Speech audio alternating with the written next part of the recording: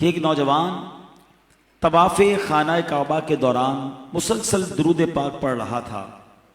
کسی نے کہا کہ اے نوجوان تمہیں کوئی اور دعا نہیں آتی؟ طواف کے دوران صرف درود پاک پڑھ رہے ہو؟ اس نے کہا دعائیں تو آتی ہیں، مگر بات یہ ہے کہ میں اور میرے والد حج کو روانہ ہوئے، سفر کے دوران والد صاحب کا انتقال ہو گیا، اور میں نے کیا دیکھا کہ والد صاحب کا چہرہ سیاہ پڑ گیا، آنکھیں الٹ گئیں، پیٹ پھول گیا۔ میں بہت رویا اور کہا انا للہ و انا الیہ راجعون۔ رات کی تاریکی چھا گئی، میری آنکھ لگی، میں سو گیا۔ خواب میں دیکھا کہ ایک بہت ہی نورانی شخصیت سفید لباس پہنے معطر ہستی تشریف لائے، میرے والد کریم کی میت کے پاس آ کر اپنا نورانی ہاتھ انہوں نے میرے والد کے چہرے اور پیٹ پر پھیرا۔ وہ چہرہ جو تھوڑی دیر پہلے سیاہ تھا اب دودھ سے زیادہ سفید اور روشن ہو گیا، پیٹ بھی اپنی اصلی حالت پر آ گیا۔ جب وہ نورانی بزرگ واپس جانے لگے تو میں نے ان کا دامن تھاما اور کہا سیدی اس مشکل میں، اس سفر کے دوران آپ نے میری مدد فرمائی، آپ کون ہیں؟ تو وہ عظیم ہستی کہتی ہیں کیا مجھے نہیں پہچانتا؟ میں تمہارا نبی محمد الرسول اللہ صلی اللہ تعالی علیہ وسلم ہوں۔ سنو تمہارا باپ بڑا گناہگار تھا مگر ہم پر بکثرت درود شریف پڑھا کرتا تھا۔ جب اس پر مصیبت نازل ہوئی اس نے فریاد کی، ہم نے اس کی فریاد رسی کی، اور ہم ہر اس شخص کی فریاد رسی کرتے ہیں، فریاد سنتے ہیں جو اس دنیا میں ہم پر زیادہ درود بھیجتا ہے۔ سبحان اللہ۔ ہجر نبی میں آہ کہاں بے اثر گئی، تڑپے جو ہم یہاں تو مدینے خبر گئی۔ فریاد امتی جو کرے حال زار میں، ممکن نہیں کہ خیر بشر کو خبر نہ ہو۔ تو اے میرے پیارے اسلامی بھائیوں، پتہ چلا کہ درود پاک پڑھنا نہ صرف دنیا میں کام آتا ہے بلکہ موت کے وقت اور آخرت میں بھی کام آنے والا وظیفہ ہے۔ تو ہمیں بھی چاہیے کہ چلتے پھرتے اٹھتے بیٹھتے کثرت کے ساتھ درود پاک پڑھتے رہیں۔ آئیے مل کر محبت کے ساتھ بآواز بلند درود پاک پڑھ لیجئے۔ صلو علی الحبیب صلی اللہ تعالی علی محمد صلی اللہ علیہ وسلم۔ سبحان اللہ۔ حاجیوں کے بن رہے ہیں قافلے پھر یا نبی، حاجیوں کے بن رہے ہیں قافلے پھر یا نبی، پھر نظر میں پھر گئے حج کے مناظر یا نبی، پھر تمنائے زیارت نے کیا دل بے چین، پھر مدینے کا ہے ارمان مدینے والے۔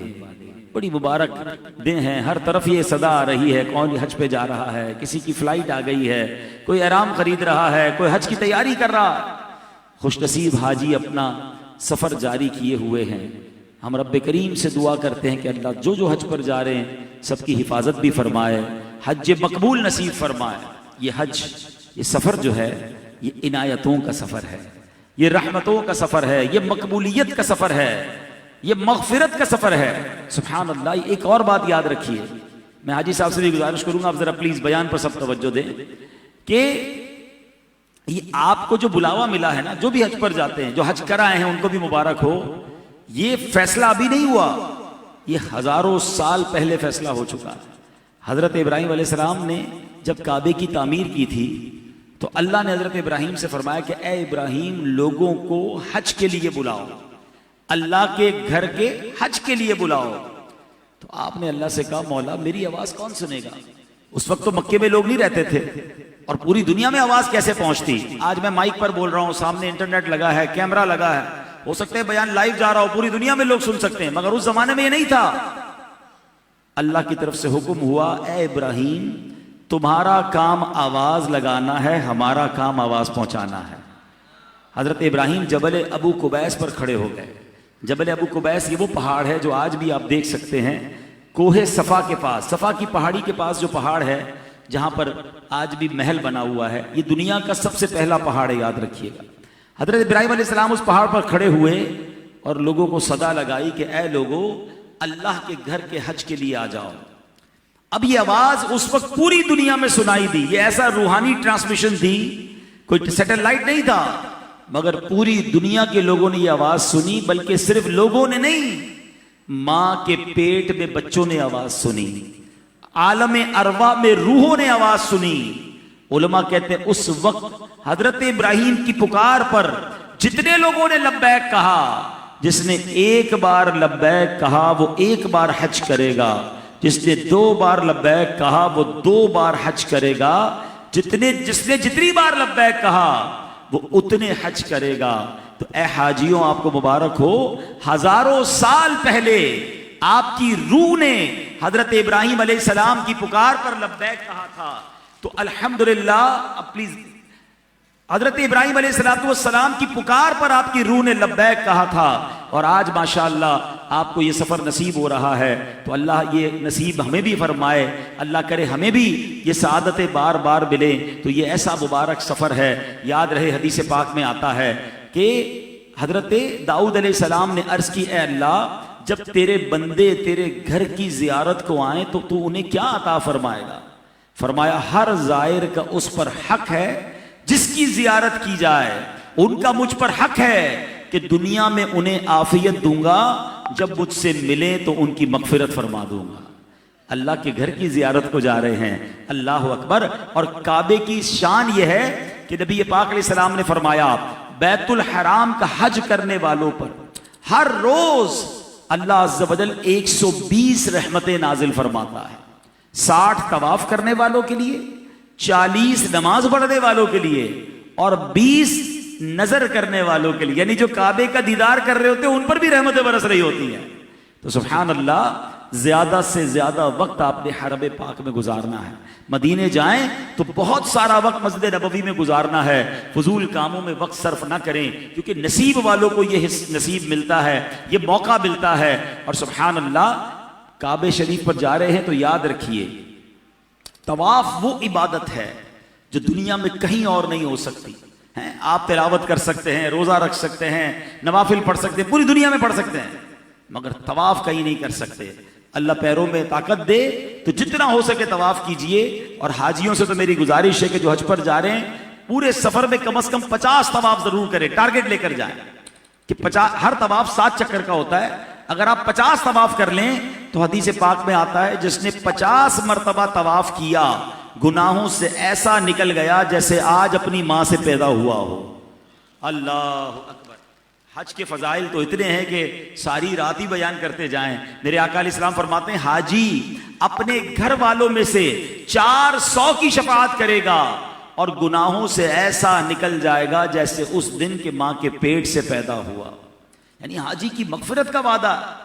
میدان عرفات میں حقوق اللہ معاف ہوتے ہیں اور میدان مزدلفہ میں حقوق العباد معاف کر دیے جاتے ہیں۔ یہ ایسا مغفرت کا سفر ہے، سبحان اللہ۔ بلکہ یہاں تک فرمایا حاجی کی مغفرت ہو جاتی ہے، اور حاجی جس کے لیے استغفار کرے اس کی بھی مغفرت ہو جاتی ہے۔ تو حاجی صاحب سے ہماری گزارش ہے کہ ہمارے لیے بھی دعا کیجئے گا، ہماری بھی مغفرت کی دعا کیجئے گا کہ اللہ نے یہ مقام آپ کو عطا فرمایا کہ جو حج کرے اور جس کے لیے استغفار کرے، جس کے لیے دعا کرے، اللہ کریم اس کی بھی مغفرت فرما دیتا ہے۔ اللہ اکبر۔ اب یہاں میرے پیارے اسلامی بھائیوں ایک اور بڑی کمال کی بات، عرفات کے میدان میں لوگ جب جمع ہوتے ہیں نا، بال میلے کچیلے ہو چکے ہوتے ہیں، جسم پسینے والا ہوتا ہے، انسان بڑا ٹائرڈ، بڑا تھکا ہوا فیل کرتا ہے، مگر یاد رکھنا اللہ کو میلا کچیلا حاجی بڑا پسند ہے۔ حدیث پاک سنیے، میرے آقا علیہ السلام فرماتے ہیں اذا کان یوم عرفہ ان اللہ ینزل الی السماء فیباہی بہم الملائکہ۔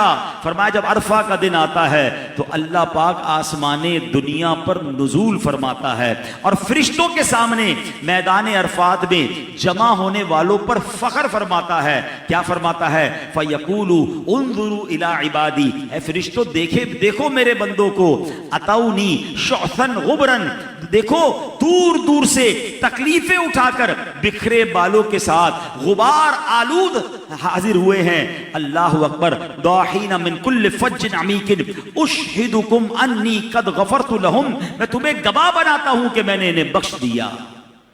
میلے کچیلے بال لے کر دیکھو میرے فرشتے، اے فرشتوں دیکھو میرے بندے آئے ہیں۔ تو اللہ کو بڑا پسند ہے کہ جو بندہ تھکا ہوا، بالکل جس کو کہتے ہیں کہ میلا کچیلا ہوتا ہے، تو وہاں یہ فیل نہیں کرنا بلکہ اس کو انجوائے کرنا ہے۔ خدا کی قسم یہ دنیا کی واحد تھکن ہے کہ بندہ حج میں تھکتا بھی ہے اور اگلے سال پھر تمنا کرتا ہے مولا پھر حاضری مل جائے، پھر اس تھکن کے لیے تیار ہوں، پھر اس تکلیف کے لیے تیار ہوں کہ قدم قدم پر راحت ہے، قدم قدم پر مغفرت ہے۔ اللہ اکبر۔ ایک اور حدیث پاک میں فرمایا فما من یوم اکثر عتیقا من النار من یوم عرفہ، آقا فرماتے کسی بھی دن اتنے لوگوں کو جہنم سے آزاد نہیں کیا جاتا جتنا عرفہ کے دن آزاد کیا جاتا ہے۔ ہائے ہائے ہائے، ایسا سفر ہے۔ بلکہ ایک حدیث پاک تو ایسی ہے کہ جب میں نے پڑھی تو ایک الگ زاویے سے سوچنے کا موقع ملا۔ نبی پاک فرماتے ہیں جس کا مضمون ہے کہ اس سے بڑا مجرم کون جو عرفات کے دن میدان عرفات میں حاضر ہو اور یہ سوچے کہ میری مغفرت نہیں ہوئی ہے، یعنی یہ ماننا ہے، یہ یقین کرنا کہ میں بخشا گیا۔ سبحان اللہ، ایسے وعدے ہیں حج کرنے والوں سے۔ اور بہت سارے اعمال آپ نے پڑھے ہوں گے، مگر بہت کم اعمال ایسے ہیں جس پہ براہ راست کبیرہ گناہ معاف کرنے کا وعدہ ہے۔ مگر فرمایا جو حاجی جمرات پر شیطان کے پاس جا کر کنکری مارتا ہے، ہر کنکر مارنے پر اس کا ایک کبیرہ گناہ معاف کر دیا جاتا ہے۔ سبحان اللہ سبحان اللہ، ایسا مبارک سفر ہے، گویا بندہ رحمت کے دریا میں تیر رہا ہوتا ہے۔ کتنے خوش نصیب ہیں جو حج کو جا رہے ہیں۔ مگر ایک بات یاد رکھنی ہے کہ حج پچھلے گناہوں کی معافی کا وعدہ ہے، اگلے گناہ کرنے کی پرمیشن نہیں ہے کہ بندہ کہے بھائی میں تو بخشا گیا اب جو کرنا ہے کرو۔ نہیں، آپ نے حج کر کر اب توبہ کر کے آنا ہے، بدل کر آنا ہے۔ ہم سارے دعا کرتے ہیں نا اللہ حج مقبول عطا فرمائے، کیسے پتا چلے حج مقبول ہوا کہ نہیں؟ امام اہل سنت مولانا شاہ امام احمد رضا خان سے سوال ہوا کہ حضور کیسے پتا چلے حج مقبول ہوا کہ نہیں؟ آپ نے کمال کی بات فرمائی، فرماتے ہیں حج مقبول کی نشانی ہی یہ ہے کہ بندہ پہلے سے اچھا ہو کر لوٹے، یعنی جیسا گیا تھا اس سے اچھا ہو کر آیا ہے تو سمجھ لو حج مقبول ہے۔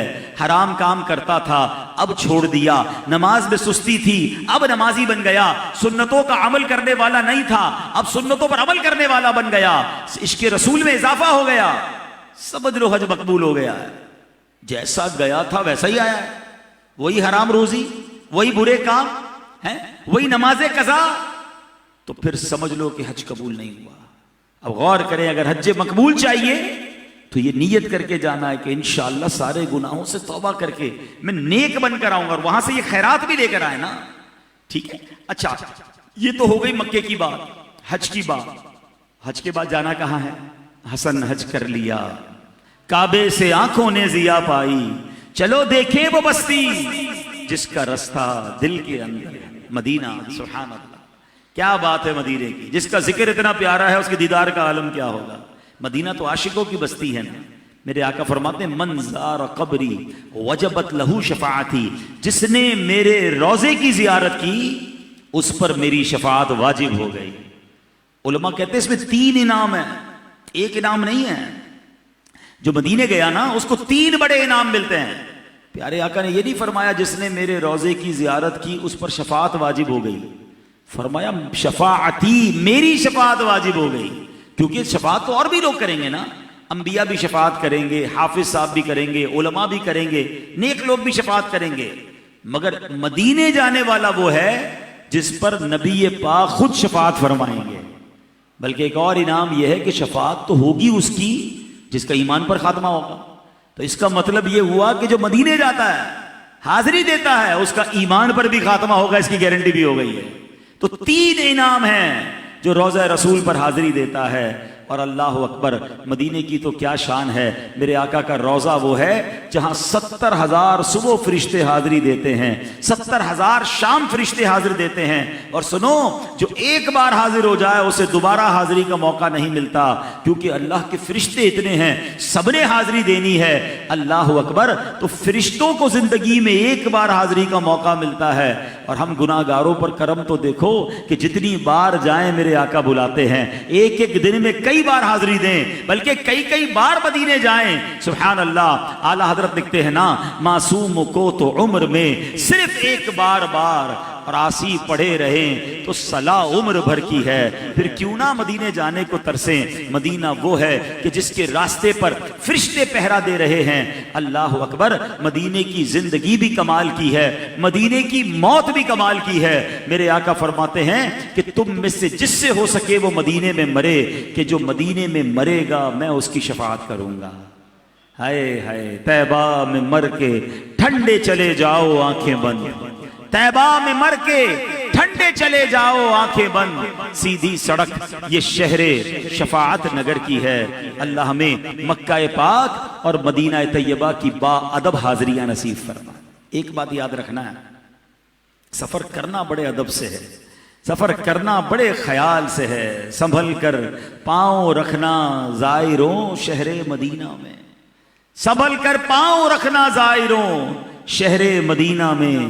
کہیں ایسا نہ ہو سارا سفر بیکار ہو جائے.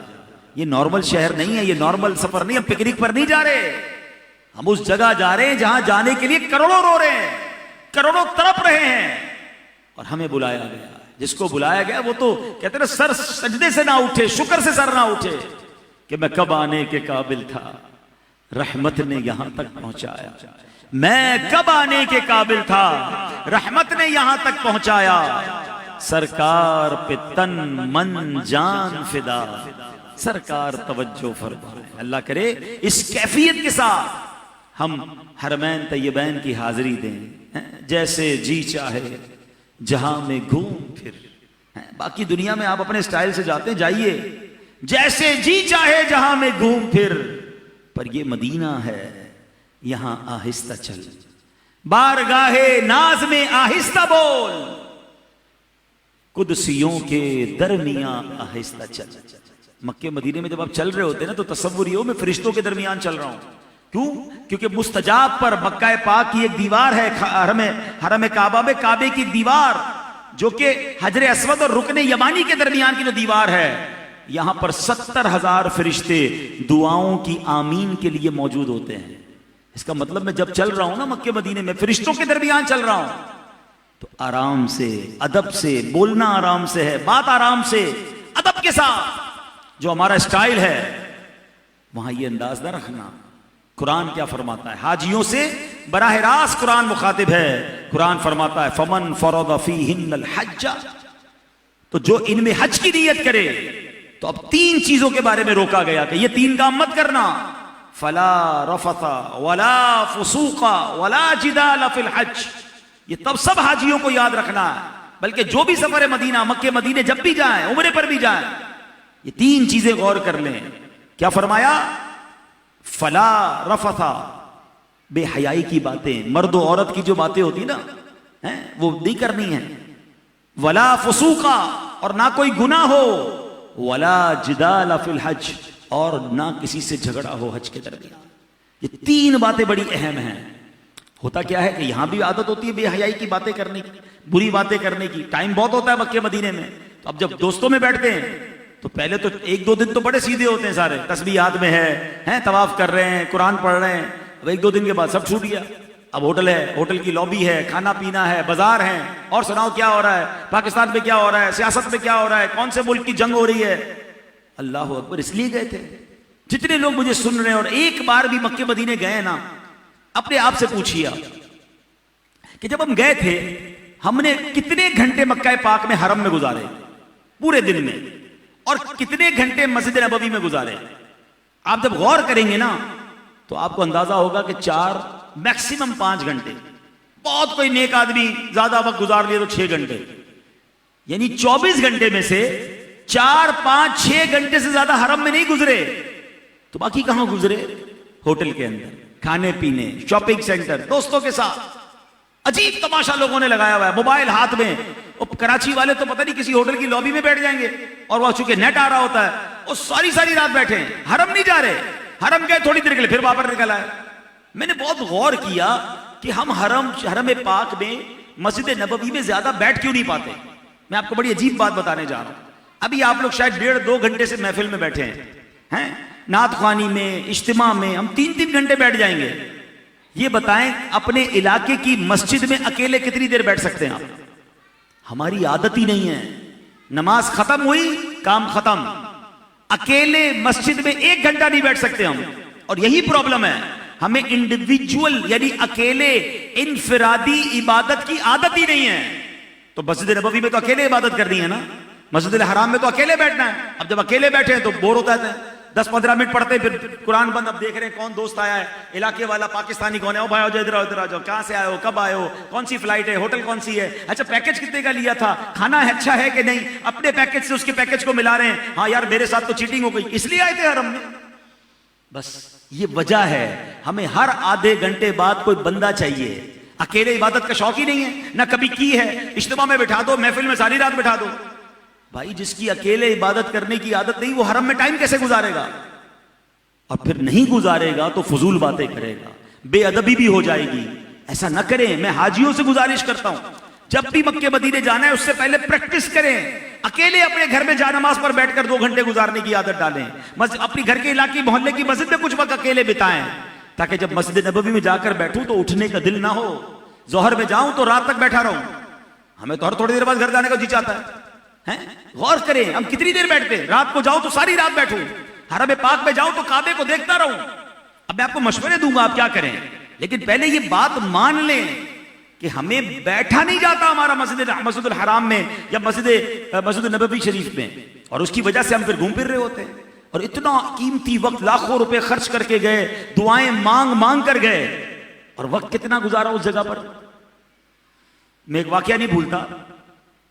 ہمارے ایک اسلامی بھائی تھے منصور اتاری، اللہ پاک ان کی مغفرت فرمایا، اب ان کا انتقال ہو گیا.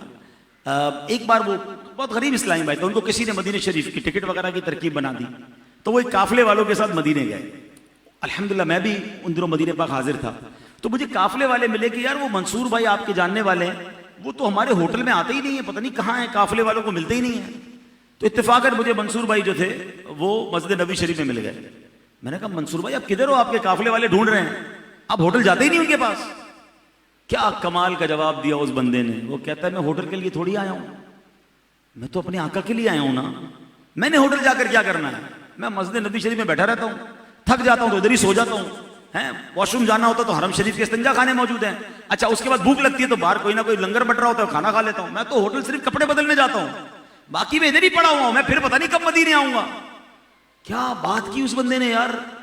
ہم گئے مدینے کے لیے ہیں، ہم روتے یا اللہ مکہ دکھا دے، مدینہ دکھا دے، مگر مکے مدینے میں حرم پاک میں وقت کتنا گزارتے ہیں.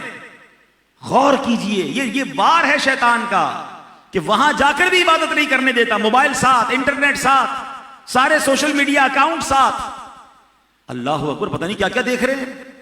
غور یاد رکھیے گا، مکہ پاک میں حدود حرم میں ایک نیکی لاکھ نیکی کے برابر ہے، تو ایک گناہ بھی 1,00,000 گناہ کے برابر ہے. ایسا نہ ہو برائیوں کی عادت لے کر گئے، غیبت کی عادت لے کر گئے، ایسے لڑ رہے ہوتے ہیں حاجی اللہ اکبر آستینیں چڑھا کے.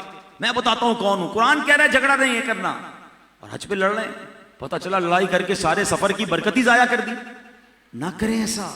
اور پھر ایسی ایسی باتیں سننے کو ملتی یار مزہ نہیں آ رہا، بہت گرمی ہے، بہت رش ہے یار، کھانا اچھا نہیں ہے.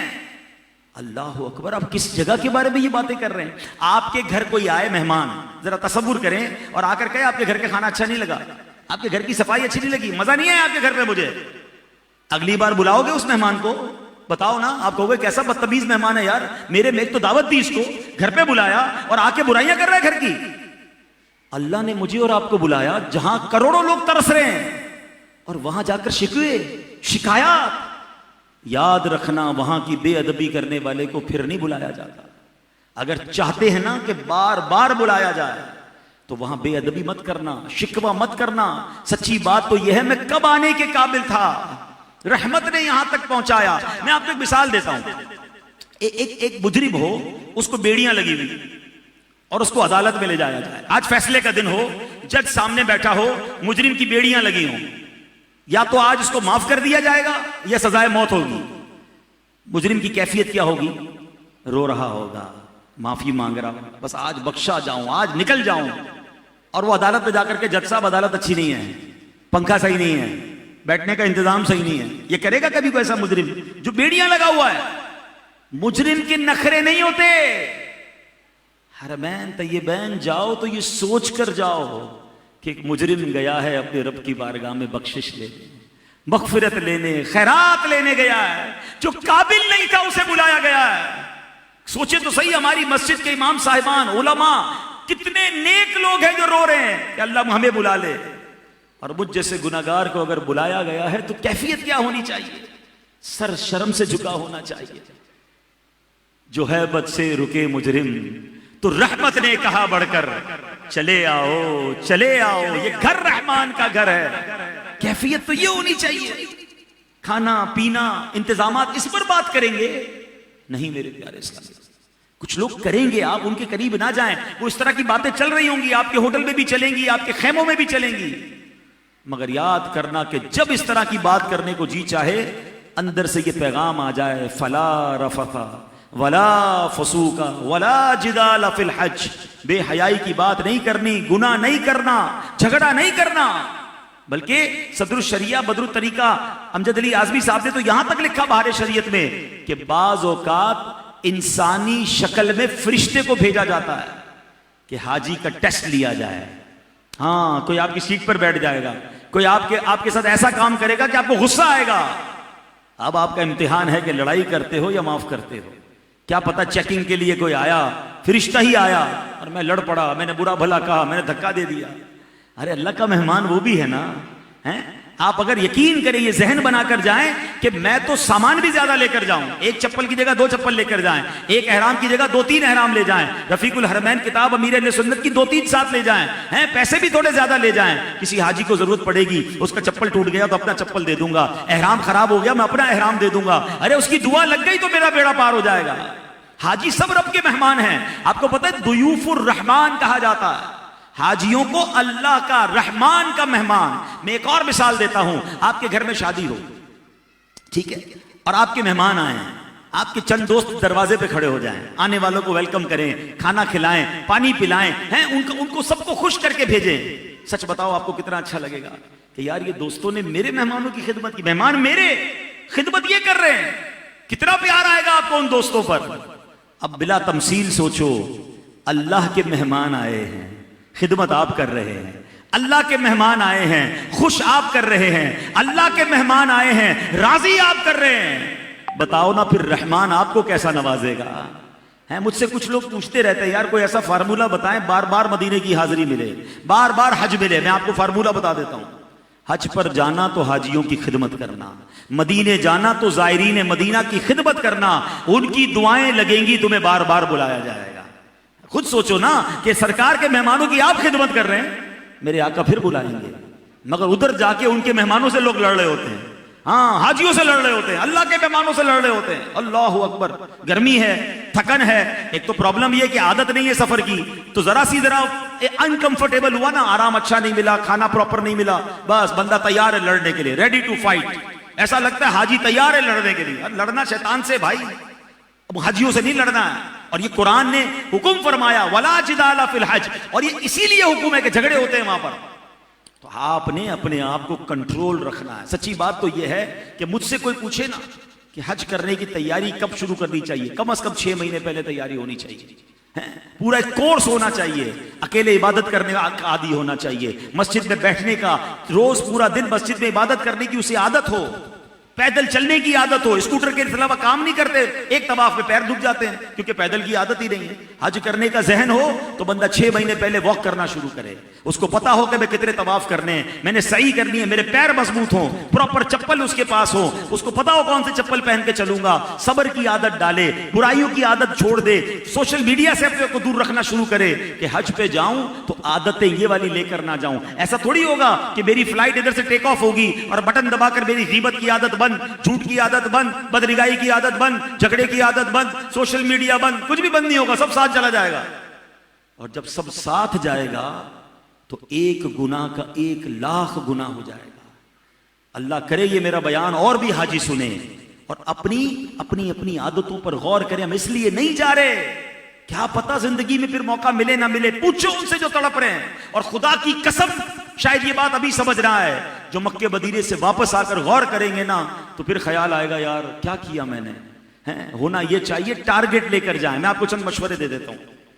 ایک ٹارگٹ تو یہ لے کر جائیں کہ مکے پاک میں میں نے ایک پورا قرآن ختم کرنا ہے، مدینہ منورہ میں میں نے ایک پورا قرآن ختم کرنا ہے. مدینے کی ایک نیکی 50,000 نیکی کے برابر، مکہ پاک کی ایک نیکی 1,00,000 نیکی کے برابر. ابھی میں نے آپ کو حدیث سنائی، 50 مرتبہ طواف کرنے والا ایسا گناہوں سے پاک جیسا ماں کے پیٹ سے پیدا ہوا ہے. اب آپ غور کر لیں مکے جا کر کے کون سا ٹائم ایسا جس میں رش کم ہوتا ہے، تو وہاں جا کے 2 طواف کر لوں گا. اب دیکھ لیں کہ 20 دن ہیں تو 2 یا 3 طواف کی ایوریج ہوگی تو میرے 50 پورے ہو جائیں گے. کیا پتا زندگی میں پھر موقع ملے نہ ملے. اچھا یہ ٹارگٹ ہوں گے نا، آپ کا پھر ٹائم ہی نہیں بچے گا، نہ کھانا کھانے کا، نہ ہوٹل میں جانے کا، نہ شاپنگ کرنے کا. ٹارگٹ لے لیں، روزانہ 1200 بار درود پاک پڑھوں گا، اشراق چاش بھی پڑھوں گا، تہجد بھی پڑھوں گا، اوابین بھی پڑھوں گا، اچھا کلمہ پاک اتنی بار پڑھوں گا. اس کے بعد آپ اپنے ذمے کچھ اور کام لے لیں. مثال کے طور پہ آپ نے کچھ علوم نہیں پڑھے، کچھ کتابیں نہیں پڑھی، اب تو موبائل کا زمانہ ہے، انٹرنیٹ سے ڈاؤن لوڈ کر لیں، بہار شریعت پڑھ لیں، نماز کے رفیق الحرمین پڑھ لیں اور نماز کی کتاب پڑھ لیں. جو ضروری علوم ہیں وہ پڑھنا شروع کر دیں. مدینے جائیں تو سیرت مصطفیٰ پڑھیں. یقین کریں مسجد نبوی میں بیٹھ کر سیرت مصطفیٰ پڑھنے کا جو مزہ ہے نا، کہ جن کی باتیں پڑھ رہا ہوں وہ سامنے موجود ہیں.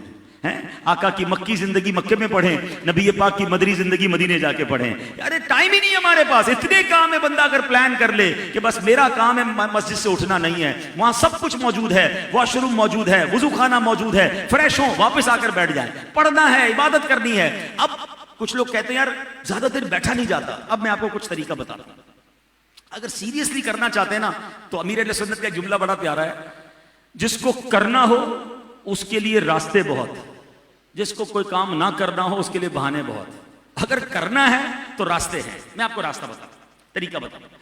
ہوتا کیا ہے، ہماری عادت رہی ہے نا، ہم قرآن شریف لے کر بیٹھے، آدھے گھنٹے بعد نیند آنا شروع ہو جائے گی. اب بندہ کہتا ہے اب کیا کروں، بند کیا اور نکل جاتا. نہیں، آپ ورائٹی آف عبادت کی پلاننگ کر لیں. آپ پلان کیا کریں، میں نے آدھا گھنٹہ تلاوت کرنی ہے، قرآن پاک کو پھر رکھ دیں. آدھا گھنٹہ میں نے تسبیح پڑھنی ہے، ٹھیک ہے، اس میں درود پاک پڑھیں، کلمہ پاک پڑھیں، ذکر و اذکار کریں، سبحان اللہ و بحمدہ، سبحان اللہ العظیم، جو بھی وظیفے پڑھنے ہیں. آدھا گھنٹہ پڑھ لیا. اب دیکھیں مکروہ وقت نہیں ہے، آدھا گھنٹہ میں نفل پڑھوں گا. اب آپ نوافل پڑھنا شروع کر دیں. سرکار علیہ السلام کے نام پر، صحابہ کے ایصال ثواب کے لیے، اپنے ماں باپ کے ایصال ثواب کے لیے، اپنے مرحومین کے ایصال ثواب کے لیے صلاۃ التوبہ پڑھیں، صلاۃ الحاجات پڑھیں. آدھا گھنٹہ تو یوں نکل جائے گا. جیسے آدھا گھنٹہ پورا ہو گیا، اب موبائل اٹھائیں اور موبائل میں کچھ اور نہیں کرنا، آپ اس میں نعتیں لے کر جائیں. آپ اس میں آدھا گھنٹہ نعتیں سنیں. اب مدینے کی باتیں ہوں گی، سرکار کی ذکر ہوگا، عشق رسول بڑھے گا. آپ دیکھیں گے آپ کے 2 گھنٹے پورے ہو گئے. ٹھیک ہے، اب دوبارہ آدھا گھنٹے کے لیے قرآن شروع کر دیں. آپ ہر آدھے گھنٹے بعد اپنی عبادت کو چینج کرتے چلے جائیں. علم دین کا شوق ہے، آدھا گھنٹہ کتاب پڑھوں گا. اب وہ کتاب موبائل میں نکالے پڑھنا شروع کر دیں. آپ کو اندازہ بھی نہیں ہوگا کہ صبح سے شام کیسے ہو گئی. لیکن اگر آپ نے یہ سب کرنا نہیں تو ہر آدھے گھنٹے بعد آپ کسی کو ڈھونڈ رہے ہوں گے، یار کوئی بندہ نظر نہیں آ رہا، اب میں گھر چلتا ہوں، میں ہوٹل جاتا ہوں. نہیں، پڑے ہی رہنے سے کام ہوگا.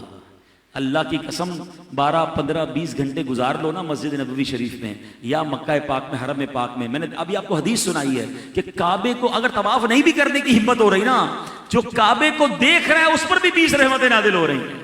ایک ایک منٹ کو استعمال کیجئے گا، پتہ نہیں پھر زندگی میں کب سفر نصیب ہو. کیا معلوم اللہ نے مرنے سے پہلے یہ موقع دیا ہو کہ اے میرے بندے آ جا، میرے گھر کا حج کر لے، میں تجھے بخش دوں. اور پھر دنیا سے جانے کا وقت آ جائے تو بخشش لے کر آنا ہے، مغفرت لے کر آنا ہے، نبی پاک سے شفاعت کی خیرات لے کر آنا ہے، ان کا عشق لے کر آنا ہے، ایمان کی سلامتی لے کر آنا ہے اور خوب مانگنا ہے. دعاؤں میں کنجوسی نہ کریں. ہاں یہ بات تو رہ گئی کہ یہ 4 آدھے گھنٹے کی سلاٹ کے بعد اگلی آدھے گھنٹے کی سلاٹ آپ کی دعا کی ہونی چاہیے کہ رچ کے دعا مانگنی ہے. مکے مدینے میں پتہ ہے دعا مانگنے میں تصور کیا ہونا چاہیے. مثال کے طور پر میں آپ کو کسی بہت بڑے ہال میں لے جاؤں اور جس میں ہیرے جواہرات ہوں اور کہوں جو جو لینا لے لو، پھر آپ کیا کرو گے؟ یار میں یہ بھی لے لوں، یہ بھی لے لوں. تھیلی بھر جائے تو بولنا جیب میں بھی ڈال لوں. اچھا یار ایک اور تھیلی دینا. اب نکلو گے ہی نہیں نا باہر، یار جو لینا لے لوں. ہاں جو لینا لے لو. بندہ جلدی باہر نہیں آئے گا نا. مکے مدینے میں دعا کرتے وقت یہ تصور جماؤ کہ جو مانگ رہا ہوں مل رہا ہے، جو مانگ رہا ہوں مل رہا ہے. میں یہ بھی مانگ لوں، میں یہ بھی مانگ لوں، میں یہ بھی مانگ لوں، ارے اور مانگ لوں. رحمت کا دروازہ ہے کھلا، مانگ ارے مانگ ہے آج وہ مائل بعطا، مانگ مرے مانگ. اللہ اکبر. یہ دربار رسالت ہے، یہاں اپنوں کا کیا کہنا، یہاں سے ہاتھ خالی غیر بھی جایا نہیں کرتے. یہ دربار رسالت ہے، یہاں ملتا ہے بے مانگے. ارے ناداں یہاں دامن کو پھیلایا نہیں کرتے. ملتا کیسے ہے؟ اعلیٰ حضرت سے پوچھو. کہتے منگتا کا ہاتھ اٹھتے ہی داتا کی دین تھی دوری قبول و عرض میں بس ہاتھ بھر کی ہے. مانگیں گے مانگے جائیں گے منہ مانگی پائیں گے. کیوں؟ سرکار میں نہ لا ہے نہ حاجت اگر کی ہے. بس مانگتے رہیے گا مانگتے رہیے گا, کچھ اور نہیں, بس مانگتے رہیے گا. یہ دعائیں مخ العبادہ ہے, دعا عبادت کا مغز ہے. اپنے لیے بھی مانگیے, اپنے ماں باپ کے لیے مانگیے, میرے آقا کی ساری امت کے لیے مانگیے. جو لوگ نہیں آ سکے حج پر, ہم گناہ گاروں کے لیے مانگیے. اللہ نے آپ کو عرفات کے میدان میں جمع کیا. اے حاجیوں, ہمیں بھول نہ جانا, ہماری مغفرت کی بھی دعا کرنا, ہمارے لیے بھی ایمان کی سلامتی مانگنا, ہمارے لیے بھی سفر حج مانگنا. اور جب مدینے جانا تو آقا سے کہنا اے آقا بہت سے عاشق تڑپتے سے چھوڑ آیا ہوں. یہ کہنا آقا بہت سے عاشق تڑپتے سے چھوڑ آیا ہوں. بلاوے کے منتظر ہیں لیکن نہ صبح آیا نہ شام آیا. آقا سے عرض کرنا یا رسول اللہ آپ کے بہت سے غلاموں نے سلام عرض کیا ہے, ہم گناہ گاروں کا سلام بھی عرض کیجئے گا, ہماری حاضری کی دعا بھی کیجئے گا. اللہ آپ کے سفر کو قبول فرمائے. تو بہرحال میرے پیارے اسلامی بھائیوں, چند باتیں میں نے حج کے حوالے سے کی ہیں اور کچھ دل کا درد تھا وہ بھی بیان کیا کہ وقت ضائع مت کیجئے گا. پوچھو ان سے جو مدینے نہیں جا پا رہے, پوچھو ان سے جن کے پاس انتظام نہیں ہے, کیسا تڑپ رہے ہیں. اور آپ کو بلا لیا گیا ہے تو جب بلایا گیا ہے تو انشاءاللہ اس سفر کو زندگی کا یادگار سفر بنائیں. الحمدللہ حاجیوں کے لیے بہترین تحفہ امیر اہل سنت کی 2 کتابیں رفیق الحرمین اور عاشقان رسول کی 130 حکایات, یہ کتاب ساتھ رکھیں, سفر میں پڑھتے رہیں, انشاءاللہ ذوق بھی بڑھتا رہے گا. اللہ کریم ہم سب کو یہ مبارک سفر نصیب فرمائے, ہم سب کو اس سفر کی برکتیں عطا فرمائے. جو جا رہے ہیں ان کے سفر کو قبول فرمائے. الحمدللہ ایسی پیاری باتیں دعوت اسلامی کے ماحول میں سکھائی جاتی ہیں, اس ماحول سے وابستہ رہیں. عشق رسول بڑھانے والا ماحول ہے, ہمارے دلوں میں مکے مدینے کی محبت پیدا کرنے والا ماحول ہے. لاکھوں کروڑوں لوگ پہلے جناب لندن و پیرس کے خواب دیکھتے تھے, اب نوجوانوں کو بھی مدینے کی یاد میں رلانے والا یہ پیارا ماحول دعوت اسلامی کا ماحول ہے. اس سے وابستہ رہیں. اللہ پاک عمل کرنے کی توفیق عطا فرمائے. آمین بجاہ النبی الامین صلی اللہ علیہ وسلم. انشاءاللہ الحمدللہ رب العالمین والصلاة والسلام علی خاتم النبیین. اللہم ربنا آتنا فی الدنیا حسنۃ وفی الآخرۃ حسنۃ وقنا عذاب النار وقنا عذاب القبر وقنا عذاب الحشر وقنا حساب المیزان. اے کریم مولا ہم سب کی حاضری کو اپنی بارگاہ میں قبول فرما. اے کریم مبارک حاجی سفر حج کو جا رہے ہیں, ان کا سفر قبول فرما, خیر سے جانا اور خیر سے آنا نصیب فرما. اور میرے مولا جو تڑپ رہے ہیں انہیں بھی یہ مبارک سفر نصیب فرما. پروردگار راہ مدینہ ہم سب کے لیے آسان فرما, ہمیں بھی احرام کی چادریں پہنے لبیک اللہم لبیک پڑھتے ہوئے تیرے گھر کا طواف نصیب فرما. صفا اور مروہ کی سعی عطا فرما. اے اللہ عرفات کے میدان کی حاضری عطا فرما. منا اور مزدلفہ کی مبارک راتیں نصیب فرما. اور پھر تڑپتے ہوئے روتے ہوئے مدینہ منورہ کا باذوق اور با ادب سفر نصیب فرما. نبی پاک کے در کی مقبول حاضریاں نصیب فرما. پیارے آقا کے در کی خیرات عطا فرما. شفاعت ہم سب کا مقدر فرما دے. اے پروردگار ہمارے گناہوں کو معاف فرما. ہمارے ماں باپ کی, نبی پاک علیہ السلام کی ساری امت کی بخشش فرما. اے اللہ جو بیمار ہیں انہیں شفا عطا فرما. قرض داروں کے قرضے اتر جائیں. بے اولادوں کو نیک اور صالح اولاد عطا فرما. اے کریم مولا وطن عزیز کی خیر فرما. عالم اسلام کی حفاظت فرما.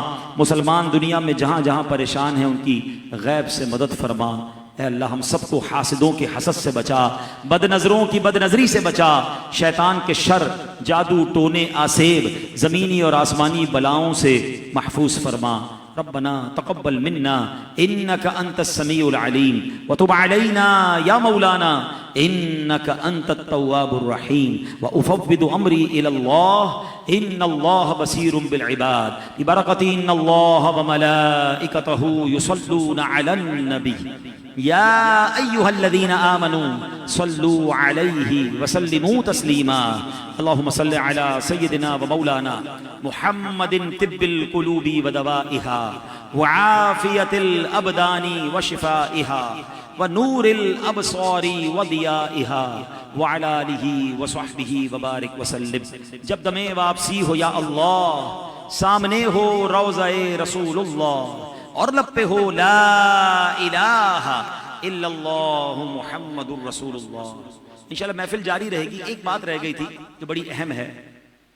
حج کے فضائل تو بیان ہو گئے، مگر ایک اور حدیث یاد رکھیے کہ جس کو استطاعت ہے، جو حج کرنے کی طاقت رکھتا ہے، اس کے باوجود اگر کوئی حج نہیں کرتا تو ایسا نہیں کہ وہ جناب کوئی چھوٹا موٹا جرم کر رہا ہے. حدیث پاک میں آتا ہے جو استطاعت کے باوجود، حدیث کا خلاصہ یعنی طاقت رکھنے کے باوجود حج نہ کرے، مجھے کوئی پرواہ نہیں، میرے آقا فرماتے وہ یہودی ہو کر مرے یا نصرانی ہو کر مرے. یعنی حج نہ کرنے والا استطاعت رکھنے کے باوجود اس کے ایمان پر خاتمہ نہ ہونے کا خوف ہے. اگر میرا کوئی ایسا بھائی یا بہن سن رہی ہے جنہوں نے حج نہیں کیا اور اللہ نے ان کو مال دیا ہے، طاقت دی ہے، تو پہلے حج کریں. حج فرض ہے، زندگی میں ایک ہی تو فرض ہے، بار بار تو حج فرض نہیں ہے نا. ایک بار اگر ہو گیا تو حج فرض کر لے پہلے پورا. کچھ لوگ کہتے ہیں یار بچی کی شادی ہو جائے، تھوڑا کاروبار سیٹ ہو جائے، فلاں مسئلہ حل ہو جائے. ارے بھائی مسئلے ہیں تو پہلے حج کر لو، کیونکہ وہاں جا کر تو مسئلے حل ہوتے ہیں. مٹتے ہیں جہاں بھر کے آلام مدینے میں، بگڑے ہوئے بنتے ہیں سب کام مدینے میں. تو مدینے نہ جانے کا بہانہ نہ کیا کرو، مدینے جانے کے بہانے ڈھونڈا کرو کہ چلو کسی بہانے مدینے پہنچوں، ساری بگڑی بن جائے گی. تو حج کریں، تاخیر نہ کریں. اللہ ہم سب کو حج کرنے کی توفیق عطا فرمائے.